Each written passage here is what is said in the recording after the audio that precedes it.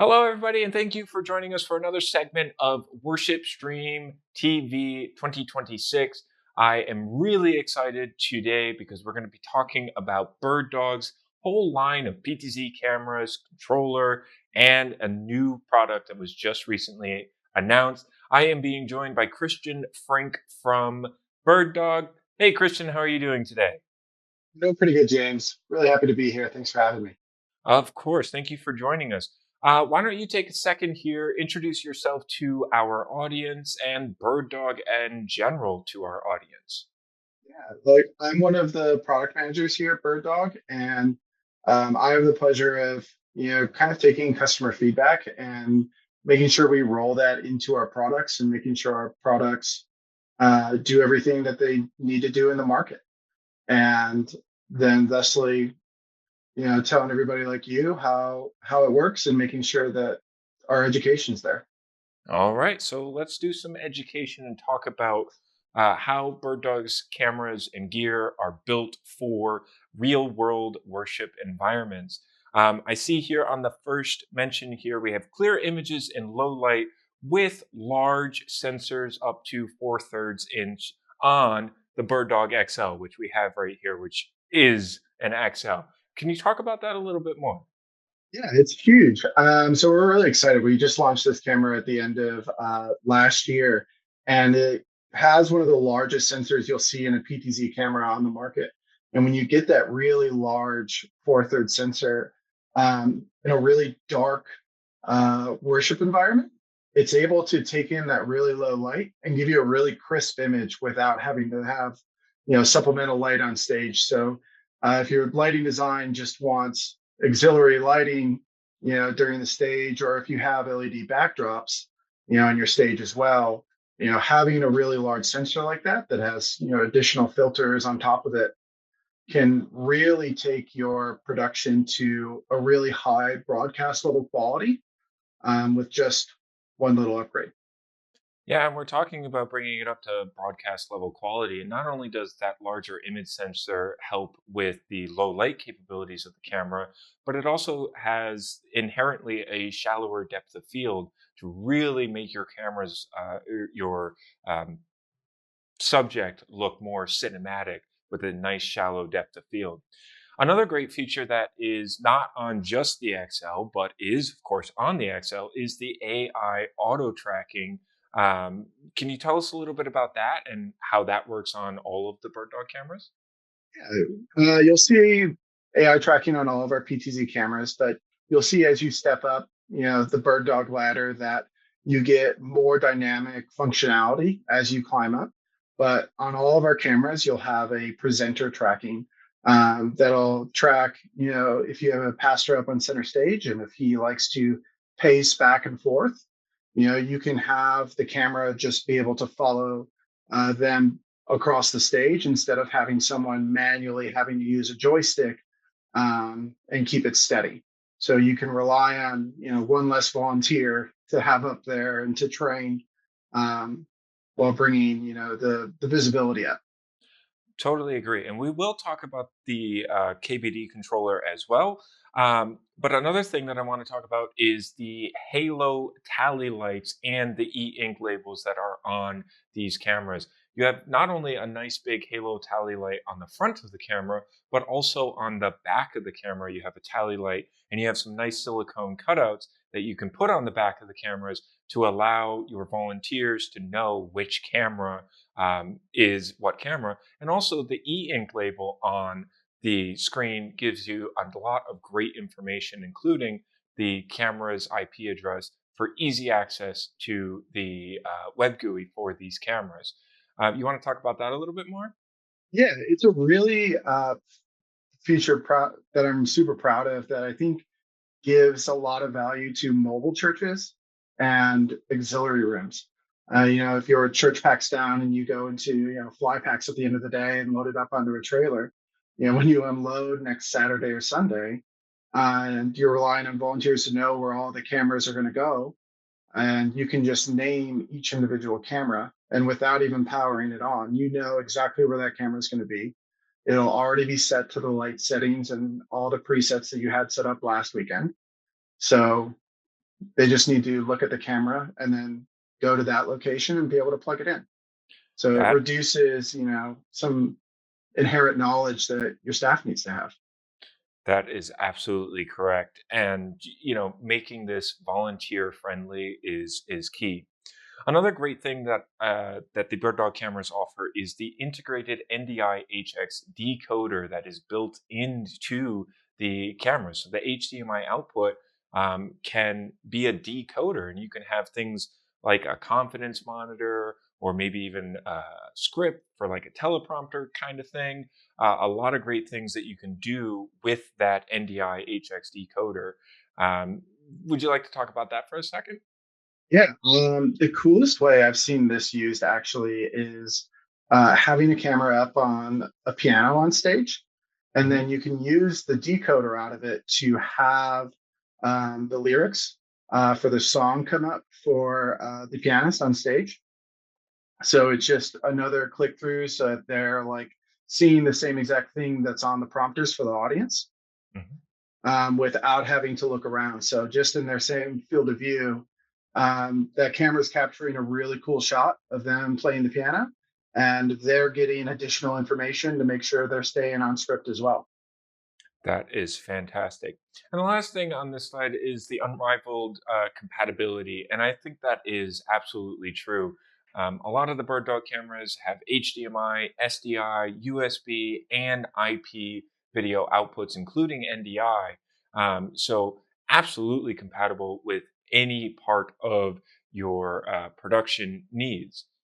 The next thing that I want to talk about a little bit here is the KBD controller right here and how this is really the volunteer's best friend. Can you tell us a little bit about the KBD controller?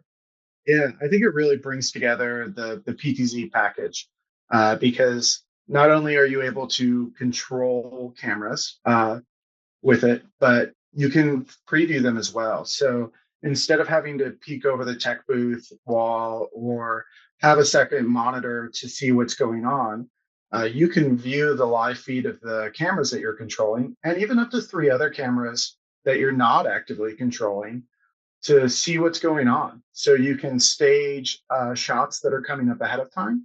You can recall presets and even change, color, exposure, or white balance settings on the fly. Now that is great. And one of my favorite things about the KBD controller is that you will want to use the web GUI to do updates and things like that. But again, for volunteers, you can add and remove cameras right from the controller itself, especially if you're utilizing that NDI functionality. And again, just being able to very quickly get your cameras into the controller without having to go into the web GUI, very, very volunteer friendly. And not only can you do get your cameras into the KVD controller, but you can copy those color and exposure settings from one camera to all of the other cameras in your sanctuary or throughout the building in general. Is that right? Yeah, absolutely. It reduces time.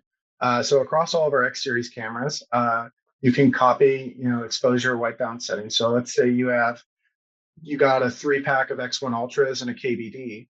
Instead of going through all three of those cameras individually and setting, their color settings to all match what your environment, you can set it on one of them and then copy it to the other two right directly from the KBD. So it'll reduce your time. And then also, if somebody from the teen room comes up and decides, they're having a great day and they, reset the keyboard or clear the cameras out, it reduces that time to be able to get back to square one. That is great. The next thing that we want to talk about is the superfine joystick mode being super accurate when, like we mentioned, if a pastor is walking across the stage, being able to put the controller into the superfine mode, you can, with confidence, move these cameras while they're live because it's super smooth and fine precision. Is that correct? Yeah, if you toggle superfine mode on, either holding down the shift button on the KBD while you're doing pan or tilt controls, or if you set the joystick button to toggle superfine mode on, it'll cut the pan tilt speed of your camera down to a tenth of what you have it set to in the web GUI. So if you even set the camera speed down to one and then turn on superfine mode, you can get a really, really slow, controlled movement and be really accurate. Like you're directing the show live, That and you is don't have to worry about judders and sudden movements. exactly. And that's great.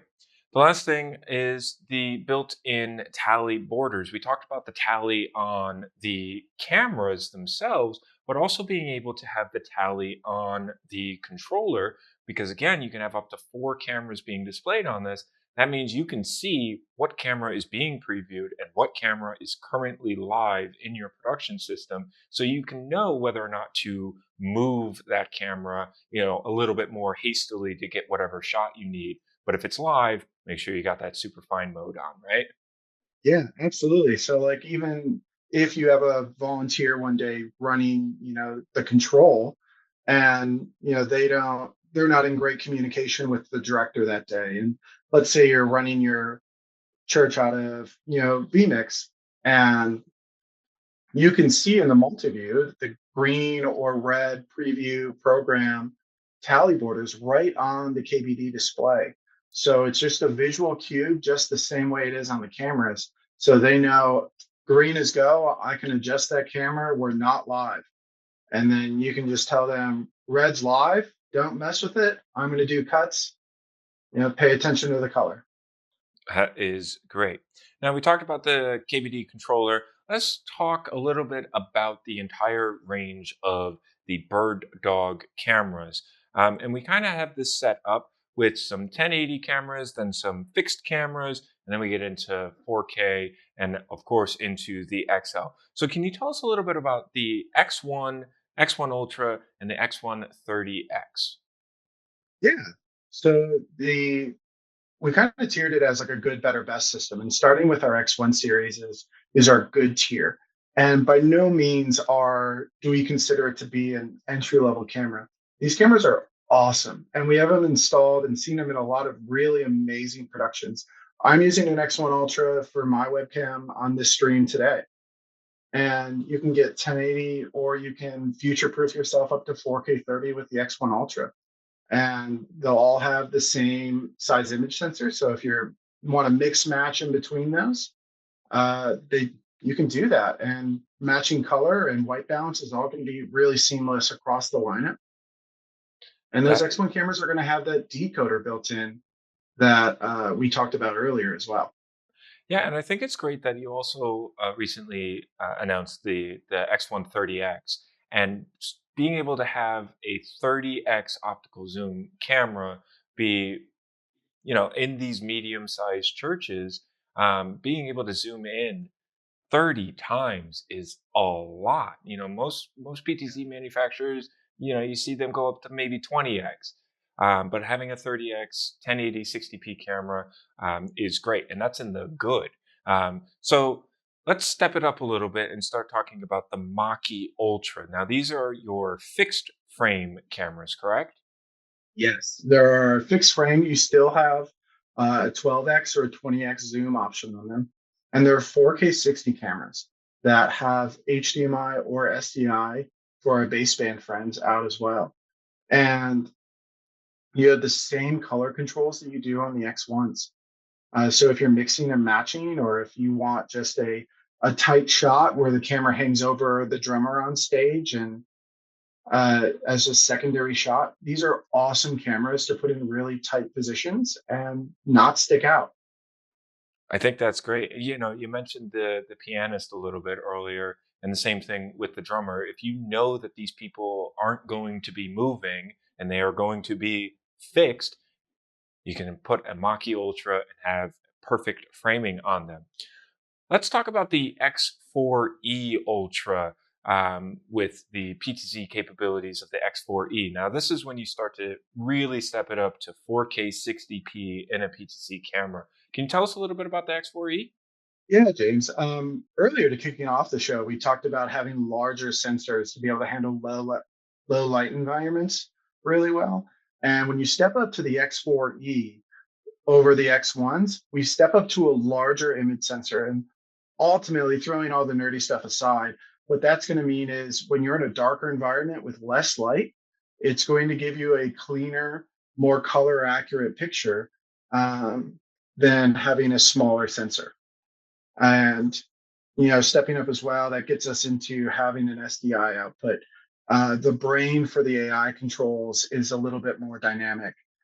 And so it really steps you up into another level. And it's a part of the conversation of, what does our workflow look like and what do we want our workflow to look like in 5 years? And, you know, does this fit in better long term for us? That's great. And last but certainly not least, let's talk a little bit about the XL Ultra. We already talked a little bit about the 4/3 image sensor on this camera. Can you tell us some other features about the XL Ultra? Yeah, there's a whole second camera on the XL that we didn't even talk about. It's tough to see it on your table, but right below that little light on the front of it is a second panoramic view camera, and that secondary camera is the same size sensor as the X4E. So you're getting two large sensors and you can take in two views and you can pull those streams simultaneously as well. So if you just want a wide shot of the whole audience and the entire sanctuary while using that main camera head to pull in tight on whoever's speaking on stage, you can do that and use both of those feeds at the same time. And you can adjust them independently as well. So, which I think is really cool because if you have separate stage lighting from your audience, you're going to need to be able to white balance different and to color correct different because those two shots are going to look different. Yeah, no, I couldn't agree more. Having both of those cameras to get some more advanced features from a single camera is fantastic. Um, Next thing that I wanted to do is kind of walk through an entire workflow for a House of Worship um, project. And one of the things that I really want to highlight on this slide is not just the BirdDog Play, but the BirdDog Play Pro. So I think we should actually talk about the BirdDog Play Pro first before we get into this, so we can really understand what that is and how that can benefit the workflow. Can you tell us a little bit about the BirdDog Play Pro? Yeah, it's at its basis is a NDI to HDMI decoder.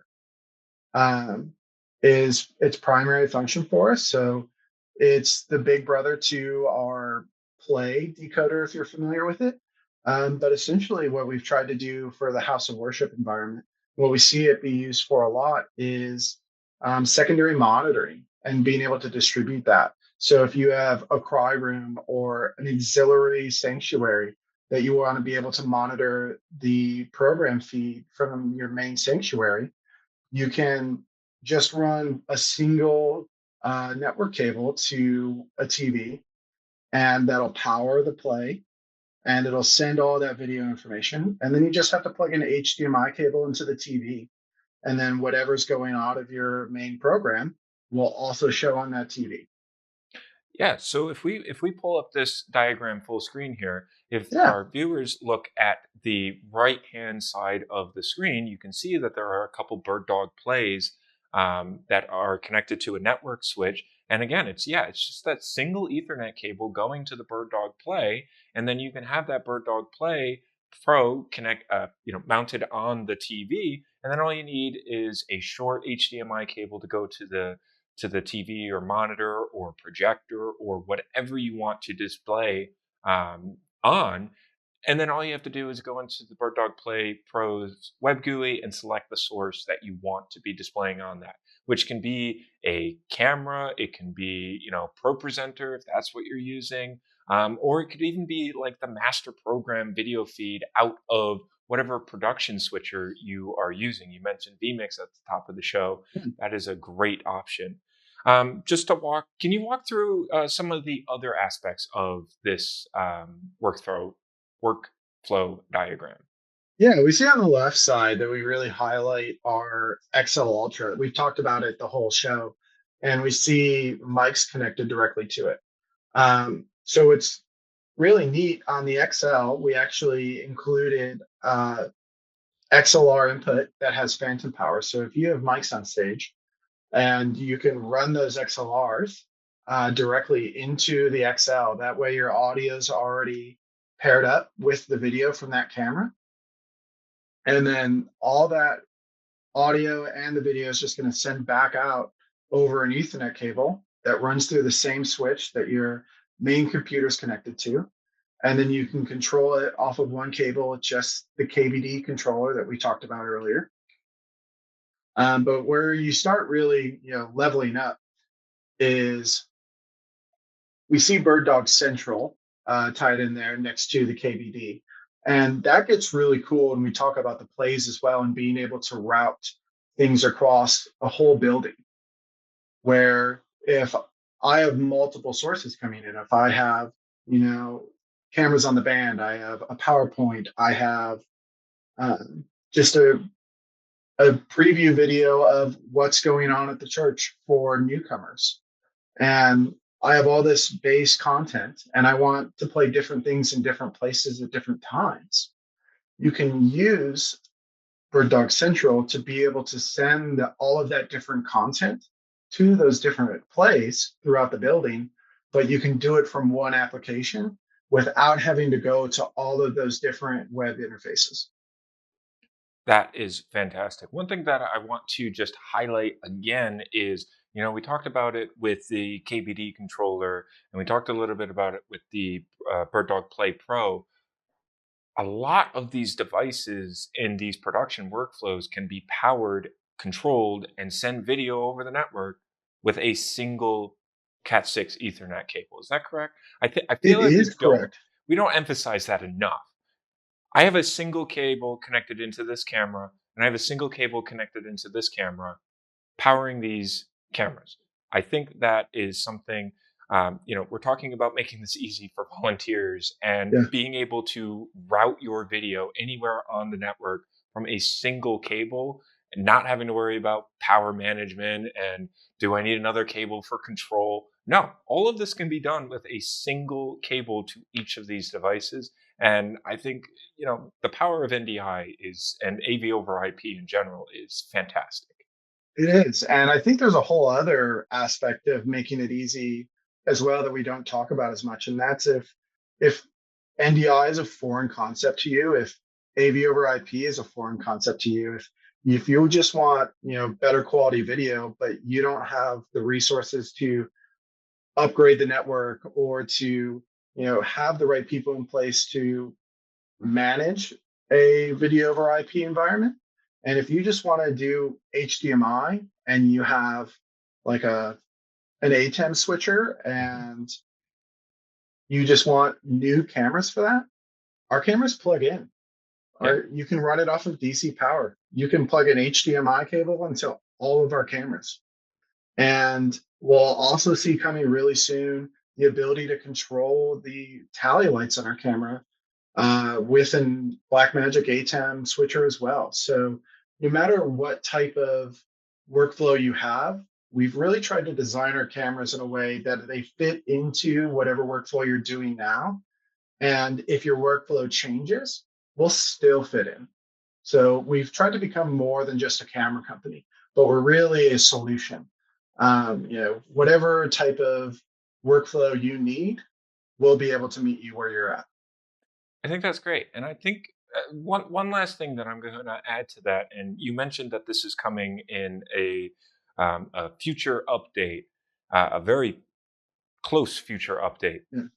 All of these products are constantly getting free updates, and you're taking that feedback and you're uploading, updating these cameras, the controller, the bird dog plays. All of it is constantly being updated, and I think we just have to give a little bit of credit to you and your team for implementing all of those feedback things. Christian, I want to say thank you so much for joining us today to talk about BirdDog. One thing that I like to do is I always like to give our guests the final word. So, again, thank you so much for joining us. Is there anything else that you would like to say to our audience? Thank you, James. I appreciate it. We should do this more often. And if you want more bird dog content, we're constantly putting more how-to videos and trainings up on our YouTube page. So if you just go to YouTube and search bird dog, will come up and you can check out full sets of training guides on there for all of our products. And don't be a stranger. All right. Well, again, thank you so much to Christian and BirdDog for joining us. Stay tuned for more content.